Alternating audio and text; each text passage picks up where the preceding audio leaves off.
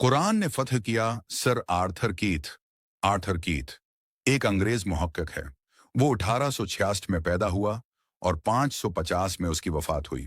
उसने इंसानी अर्तिका के मौजू पर खुसूसी रिसर्च की है। 1948 में उसकी एक किताब शाये हुई। उसका नाम था इंसानी अर्तिका के बारे में एक नया नजरिया, a new theory of human evolution. Arthur Keith ने अपनी उस किताब में मिस्र की कदीम तारीख का जिक्र किया है। इस सिलसिला में उसने लिखा है कि इस्लामी दौर में मिस्रियों को मुसलमानों की तलवार ने फतह नहीं किया, कि बल्कि उसको मुसलमानों के कुरान ने फतह किया। The Egyptians were conquered not by the sword but by the Quran. पिथरीसोरी एडवर्न सिनफिक्टा। मिस्र की तारीख दुनिया की कदीम तरीन तारीखों में शुमार होती है। यहाँ लंबी लंबी मुद्दत तक यूनानियों, ईरानियों और रोमियों का गलबा रहा है। इस्लाम से पहले यहाँ मुसलसल 400 साल तक मसीही शहनशाह की हुकूमत कायम थी। मगर इन हुकूमतों के लिए गलबा के बावजूद मिस्र के मजहब और तहजीब में कोई बुनियादी तब्दीली न आ सकी। उनमें से हर एक का गलबा ज्यादातर सियासी गलबा था, जो सियासी इक़्तिदार के खात्मा के साथ खत्म हो गया।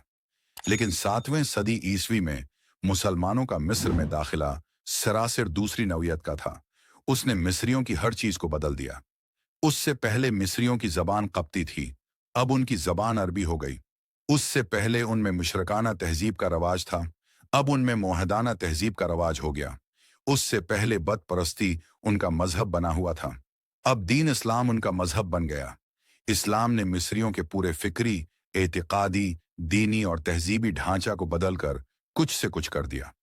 इतनी गहरी और इतनी दूर रस तब्दीली कभी तलवार के जरिया नहीं हो सकती, और न कभी ऐसी तब्दीली तलवार के जरिया हुई। ये तब्दीली दरअसल कुरान के नतीजा में थी।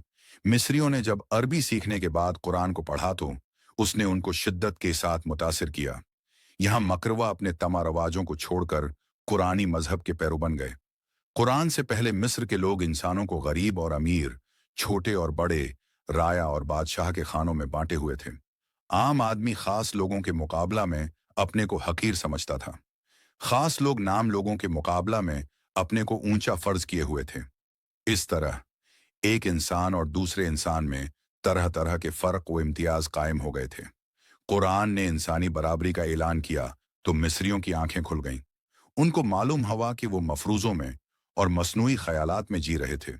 उन्हें महसूस हुआ कि वो अब तक अंधेरे में पड़े हुए थे और अब खुदा की किताब उन्हें रोशनी का तारुफ हुआ करा रही है।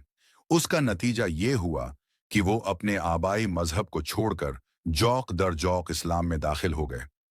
कुरान से पहले मिस्र के लोग खुदा के बारे में तो हम परस्ताना अकीदों में मुब्तला थे। मिसलन वो दरियाए नील को एक खुदाई मजहर समझते थे और हर साल अपनी एक लड़की को अमदा कपड़े पहना कि उसकी मौजों में भेंट करते थे। उनका ख्याल था कि नील देवी इस तरह उनसे खुश रहेगी और उनसे खेतों और बागों को सीराब करने के लिए अपना पानी भेजती रहेगी। कुरान ने खालिस तौहीद का ऐलान क्या? कुरान ने बताया कि खुदा एक है, सारी कायनात और तमाम दरिया और पहाड़ उसकी मखलूक हैं। सारा अख्तियार सिर्फ एक खुदा को हासिल है। आदमी को उसी से डरना चाहिए और उससे अपनी हाजतों को मांगना चाहिए। कुरान की ये बात मिस्रियों के दिल की बात बन गई। उनकी फितरत एक खालिक का तकाजा कर रही थी, मगर तो हमती खुदाओं में उनकी रूह को सच्ची तस्कीन नहीं मिली थी। ये अकीदे उन्हें अपनी फितरत के मुताबिक नजर नहीं आते थे। वो रवाजी तौर पर उनको पोछते थे, मगर उनका दिल उनकी सदाकत पर पूरी तरह मुतमईन नहीं होता था। कुरान ने जब खुदा का बेआमिज़ तसव्वुर पेश किया तो वो उन्हें अपने दिल की आवाज़ मालूम हुआ। वो इसमें अपनी रूह की तस्कीन पाने लगे।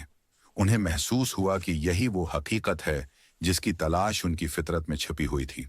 उन्होंने दौड़कर कुरान के दीन को अख्तियार कर लिया। यही मामला सारी दुनिया में पेश आता रहा, यहाँ तक कि मुसलमानों की तादाद एक बलीन तक पहुंच गई।